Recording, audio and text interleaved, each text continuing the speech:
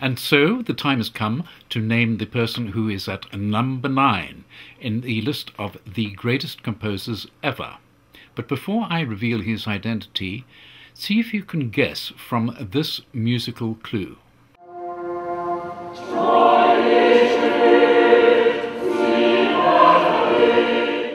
Yes, it's the guy who composed the music for Here Comes the Bride, namely Richard-Wagner, who, although from a Germanic background just like Richard-Strauss, is always called Richard rather than Richard.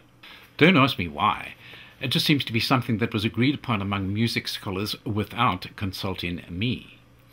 Now, Wagner was actually named Wilhelm Richard Wagner, but probably didn't want to get stuck with the name Willie or Billy or even worse, Bill.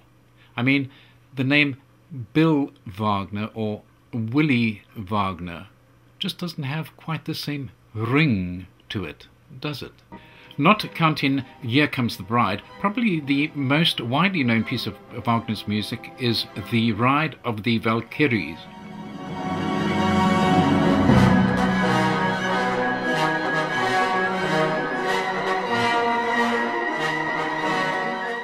The music for The Ride of the Valkyries has been widely used outside of the opera houses, for example in the movie Apocalypse Now, where it blares forth from the lead helicopter as GI troops led by Robert Duvall napalm a Vietnamese village from the air.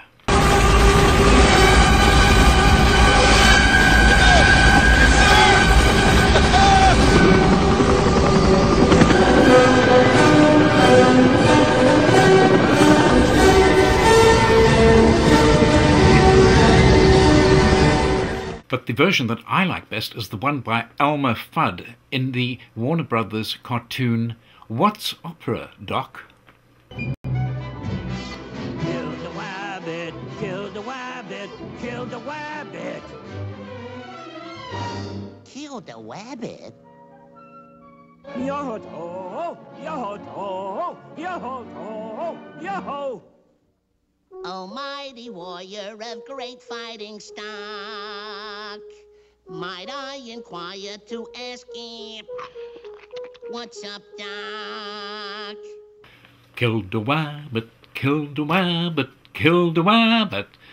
You know, it's amazing how many people of all ages remember that cartoon. Just mention those 3 magic words, kill-da-wabbit, and many people will know exactly what you're talking about and will also launch into a chorus of kill-da-wabbit, kill-da-wabbit, kill-da-wabbit. Sorry, I get a little carried away. But once the tune gets stuck in your head, it's very difficult to dislodge the kill-da-wabbit, kill-da-wabbit, as you will probably find after you've finished watching this video. It will stay with you and haunt you. Poor Wagner. I wonder how he'd feel being remembered mainly for a Bugs Bunny cartoon. But then Bugs Bunny is a huge cultural icon around the world, so it can't be all that bad. You know, when I was a kid, I just loved Bugs Bunny, and I always wanted to be as cool and nonchalant as Bugs. Unfortunately, it was not meant to be. Ah, me. But I digress. Now, when it comes to historical significance, few composers can compare to Wagner. His impact on music was considerable, both directly and indirectly, and also both positively and negatively. On the direct and more positive side, he provided inspiration for a lot of composers, including Richard-Strauss. And he also had a big influence on musical and artistic thinking with his concept of total art, bringing together the poetic, visual, musical, and dramatic arts in a new way. This concept led to the creation of his monumental operatic ring cycle and the building of his own opera house at Bayreuth, where Wagner aficionados from all over the world continue to gather every year for performances of the ring cycle and other works. But indirectly, he had a negative impact on musical fashions, although it had little to do with him. The fact was that Hitler loved his music, and anything that Hitler liked was deemed unacceptable by the high priests of the music world.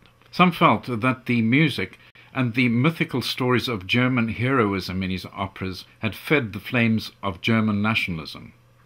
This resulted in the high priests of musical theory and artistic fashion decreeing that henceforth music should be free of sentiment, feeling, and emotion, which led to some pretty awful music, and I'll be having more to say about this at the end of the series. Anyway, it turned a lot of people against Wagner. His heroines, always depicted with a spear and a horned helmet like the one worn by Elmer Fudd, were a target of derision and the butt of many jokes. Wagner led a very turbulent life, often deeply in debt and plagued by problems in his personal life. But he remained highly productive right until the end. Now, love him or hate him, there's no doubt that Wagner produced some of the most powerfully dramatic works since Beethoven, who was a big influence on Wagner. Meanwhile, performances of his work continued to be produced all around the world, with Seattle, among other places, having its own annual Wagner Festival. Here's a recent production of Rheingold in Copenhagen, featuring a naked man in an aquarium.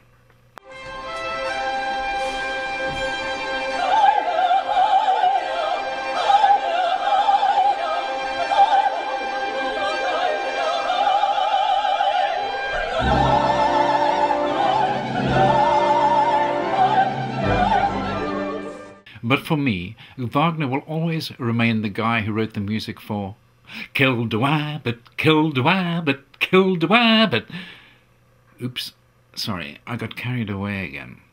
Listen, please don't hate me if, after you go to bed tonight, those three immortal words, Kill-da-wabbit, keep running through your head.